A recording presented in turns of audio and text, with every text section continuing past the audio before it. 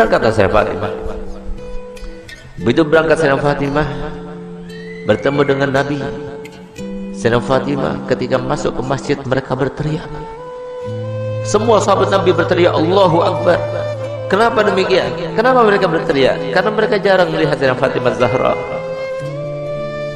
seorang syarifah, cucunya Nabi, anaknya Nabi, yang pada suatu waktu Nabi SAW membuat sebuah teka-teki, di mana teka-tekinya itu berbunyi begini. Tahukah kalian siapakah sebaik-baik wanita? Tidak ada seorang sahabat pun yang menjawabnya. Sampai kemudian Imam Ali pulang ke rumahnya dan dia sampaikan pertanyaan Nabi kepada Sayyidah Fatimah. Maka kata Sayyidah Fatimah, aku tahu jawabannya. Apakah wahai binti Rasul? Jawabannya adalah sebaik-baik perempuan adalah tidak pernah dilihat laki-laki dan tidak pernah melihat laki-laki. Ketika Sayyidah Fatimah datang dan para sahabat banyak yang tidak mengetahui dengan Sayyidah Fatimah, mereka berteriak semuanya. Kenapa berteriak? Karena baju yang digunakan oleh Sayyidah,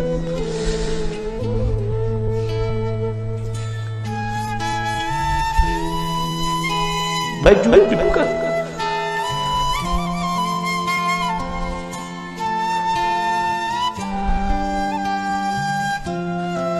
baju yang digunakan oleh Sayyidah Fatimah terdapat tambalan sebanyak 20 tambalan, sehingga sahabat semua sedih melihat putri tercintanya yang selalu dipuji oleh Nabi, yang paling mirip dengan Nabi, yang selalu Nabi SAW merendahkan semua wanita supaya mengikutinya, meneladaninya.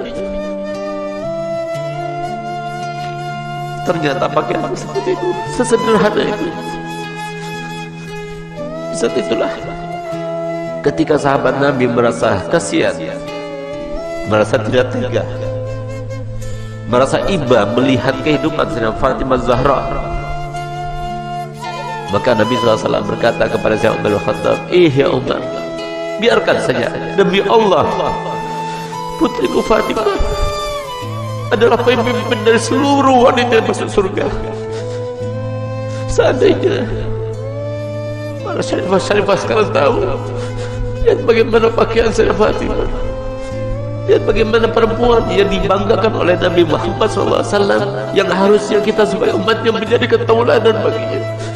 Bukan seperti sekarang ini, kita terlalu membangga-banggakan pakaian, kita selalu menampakkan kemewahan, dan kita tidak mau membagi-bagi apa yang telah kita punya. Kita tidak pedulikan kepada manusia. Subhanallah, Sayyidah Fatimah datang suatu waktu di rumahnya. Sayyidah Fatimah adalah seorang yang paling sempurna, tangannya paling sempurna, hidungnya paling sempurna, matanya paling sempurna, karena dialah yang paling mirip dengan Nabi kita Muhammad SAW. Suatu waktu Nabi kita Muhammad datang, karena Nabi Muhammad setiap hari paling sedikit 2 kali masuk ke rumah Sayyidah Fatimah, saat pagi hari dan pada malam hari. Dan setiap kali Nabi Muhammad SAW akan melakukan suatu bepergian, pertama kali yang didatanginya setelah pulang dari bepergian ada rumah Sayyidah Fatimah, dan terakhir kali rumah yang didatangi sebelum dia berangkat adalah rumah Sayyidah Fatimah Zahra. Semoga kita semua termasuk yang bangga bersama Sayyidah Fatimah Zahra. Di saat itulah Nabi SAW masuk ke rumah Sayyidah Fatimah. Sayyidah Fatimah punya anak kecil 2, Sayyidina Hasan dan Sayyidina Husain. Di saat beliau itu sedang menghaluskan gandum, maka kemudian Sayyidina Husain menangis, diambilnya. Ketika Sayyidina Husain menangis, diambil dengan tangan kirinya, dia dengan tangannya. Sayyidina Hasan menangis, diambilnya lagi. Sehingga pada saat itu Sayyidina Bilal melihat kejadian tersebut, sehingga Sayyidina Bilal merasa iba dan dia mengatakan, wahai binti Rasul, berikan salah satu pekerjaanmu. Kalau engkau mau, biarkan aku yang menggilingnya, dan kalau engkau mau, biarkan engkau yang menggiling dan berikan kepadaku putramu Hasan dan Husain, biarkan aku yang menggendongnya. Tidak tega beliau itu melihat bagaimana keadaannya Sayyidah Fatimah, sampai kemudian Nabi SAW melihat. Begitu Nabi SAW melihat, maka dipeluknya Sayyidah Fatimah, dicium dia.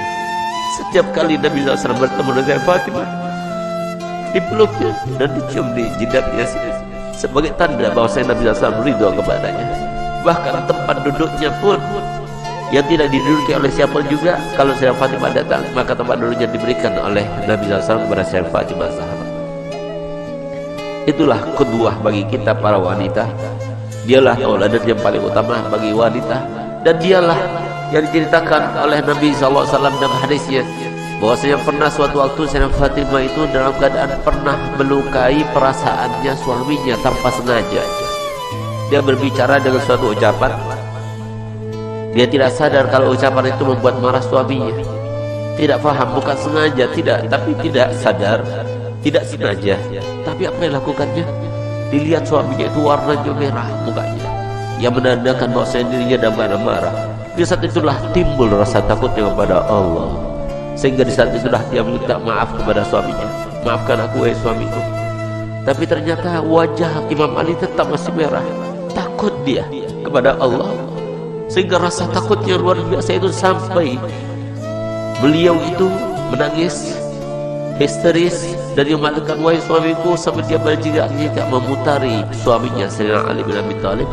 Suamiku, maafkan aku, sambil dia itu berkeliling seperti layaknya orang yang sedang tawaf. Di saat itulah kemudian Sayyidina Ali melihat kepada Sayyidah Fatimah yang melakukannya. Dia merasa geli dengan apa yang dilakukannya, maka dipeluknya dan mengatakan, wahai binti Rasul, aku sudah maafkan. Subhanallah, sore harinya dia bertemu dengan ayahandanya Nabi Muhammad SAW. Ketika bertemu dengan Nabi Muhammad, maka apa jar Nabi Muhammad? Ya Fatimah, telah sampai kepadaku apa yang telah kamu lakukan tadi. Kalau seandainya engkau meninggal dunia sebelum engkau mendapatkan maaf dari suamimu, maka niscaya aku tidak akan melaksanakan sholat jenazah terhadapmu. Disinilah maka para ulama mengatakan bahwasanya istri yang tidak solihah, maka dia itu tidak akan mendapatkan syafaatnya Nabi Muhammad SAW. Banyak di antara kita yang tidak faham bahwasanya surga itu murah disangkanya, surga itu mudah untuk kita dapatkan. Siapa bilang?